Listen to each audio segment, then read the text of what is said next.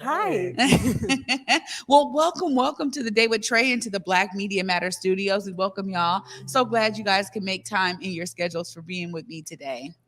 Thank you for having us. Of course. I mean, I'm going to go right into it because really, people don't understand there's always something that brings you to become a dancer. So I want to tap into that. Christopher, tell us a bit about that beginning of the journey for you.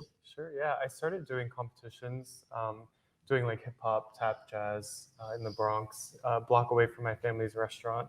And from there, kind of just took off. I was constantly at the studios and I just was becoming more infatuated with it as I got older. Ballet, especially, has so many facets, being like a theatrical production and stage show, that I started to see how everything worked and was put together. And to be a part of like a production feels really impactful. So yeah, that's why I'm still in it and why I love it.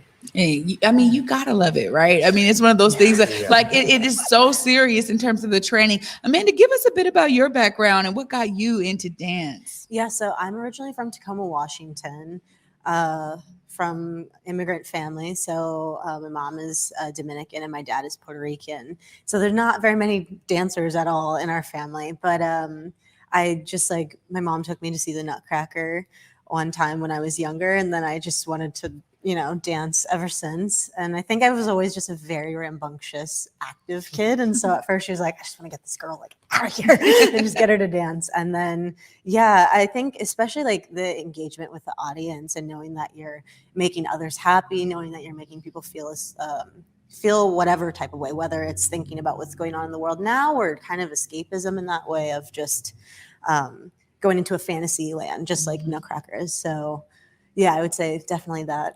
Well, I mean, for both of you, I didn't realize the journey of a dancer, right? And so in my mind, I originally thought, oh, everybody in the Pacific Northwest Ballet must be from the Pacific Northwest.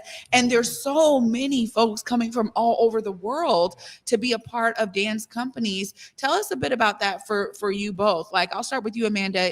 Being here from Tacoma, kudos to you for being able to be here. But what was that journey for you as you kind of move through dance?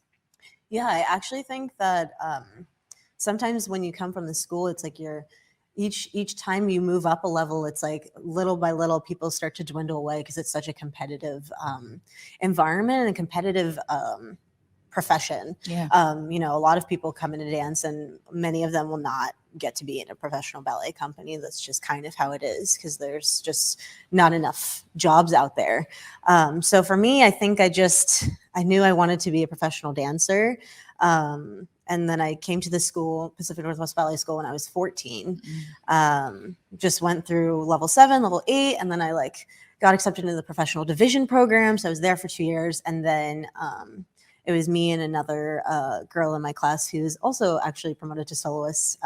Were the ones that were offered contracts that year. So definitely really challenging. There's a lot to do and kind of unpack, especially like when you're going from like normal high school to like then, just like a whole bunch of ballet classes at night. But I'm sure you can also talk about this in your experience because yours is also very intense. Yeah. How was it for you, Christopher? I grew up in New York, so I never thought of coming out west. I always was just kind of planted there, but as I got older, we started doing summer courses, intensives, and that's where I met Amanda in Boston when we were like 15, 16. So doing those courses exposed me to just the different states and different companies and what they have to offer. And PNB is just like an exceptional place for art and dance because we do contemporary, we do ballet. We're very just kind of diverse in our repertoire. So I was always interested to come out here and explore that side of my dance because I didn't get that in New York. So yeah, PNB just kind of was magnetic in that sense. Wow. Well, I mean, obviously, congratulations are in order to you both. Being promoted to soloist is a huge, huge deal. But I want y'all to give us your insight on how huge it really is, because you were just talking about different levels. And I know people are like, what? How many levels are there? Tell us a bit about what this means to you and how you get to this level. I'll start with you, Chris. Yeah, I mean, it's just momentous. It feels like a huge feat for both of us, especially because we've been talking about this since we've started, since we're students together. So coming here and getting to just expose myself to audiences and to myself really, and start to discover that just it feels good. It feels like I've done something right for myself and my community and my family, and it feels like all of that hard work and hours, it pays off now. And now I just get to share. Yeah. It feels a little bit calmer, which is nice. Well, I'm going to ask you something before I get to you, Amanda. What are those levels? I mean, you talking about starting as a young person, a teenager, maybe even younger, but just tell us a bit about those levels. Sure, yeah. So you're a student, and then at PNB, we have the professional division, which is kind of like what we call a traineeship. It's like a pre-apprenticeship. From there, you go to apprentice, and then you go to corps de ballet, and then from there, soloist, and the final rank is principal. Wow. So yeah, it's step by step for us, but we're making our ways. Absolutely. I mean, okay, now Amanda, you know I'm coming to it because you are PNB's first Black female soloist. Yes. Coming from Tacoma, Washington. Give us a bit about what this means to you. It's super heavy, and already I'm like emotional. I'm like, oh my gosh, no, it's so amazing. Yeah. Oh man, I wasn't expecting to get emotional. It's something I was aware of it coming into the school. I didn't see, anyone in the company that looked like me, except for dancers like Keon Ross. And then there was also Carl Cruz, who's principal. But other than that, there was especially no women dancers or point dancers, that were Black women. And so I think that really was like a driving force to want me to even get more so in the door and work harder, because I didn't want that to continue to be normalized. I was like, no, I just need to get in the company. Once I get in the company, I feel like everything could just maybe open up a little bit more. And so I got in, and that already was like, whoa, I couldn't believe it, because I found out I got in a week after I broke my foot on stage. Wow. That's a story for another time, but definitely really crazy time. And I'm really grateful to Peter Bull, who's our artistic director, for just giving me the opportunity and taking a chance when a lot of other artistic directors weren't, hiring dancers of color. And then once I got in, I think especially since these George Floyd protests and so much has been talked about, with diversity, particularly in the arts, particularly in ballet, and just sometimes how it continues to center whiteness, I think that our company has done a really good job about hiring dancers of color, but not just hiring dancers of color, hiring choreographers of color, having people in the front of the room that are leaders, that are people of color, having different experiences in that.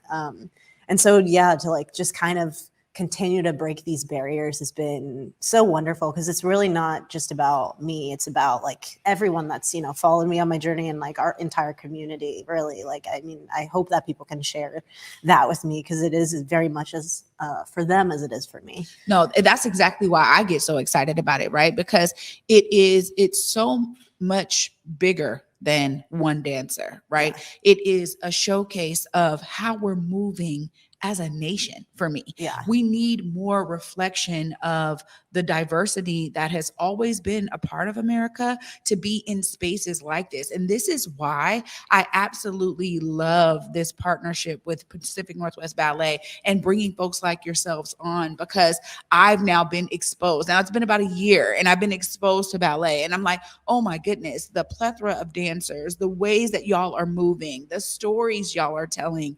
I am now such a huge fan. And so to have you here and have you representing that kind of next layer of breaking that barrier, thank you so much for working so hard to get there, because of you, now young Black dancers that are starting at a young age can get connected. And that for me is everything, Amanda. If you didn't give your all, you wouldn't have gotten the opportunity. So thank you from the bottom of my heart, because it means so much to so many. And kudos to PNB as well, because I think it's so important that they say, you know what, we understand this has predominantly been a white space. Yeah. What are we going to do to make sure that all of communities can feel welcome at PNB? And it's things like this. So I wanted to tell you that from me to you.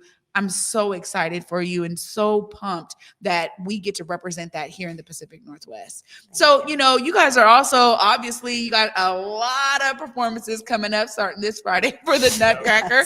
Tell us just a little bit before y'all go about how you guys are taking on this journey. I know it's something that a lot of dancers start when they're young. Tell us a bit about your first experiences, Amanda, with the Nutcracker.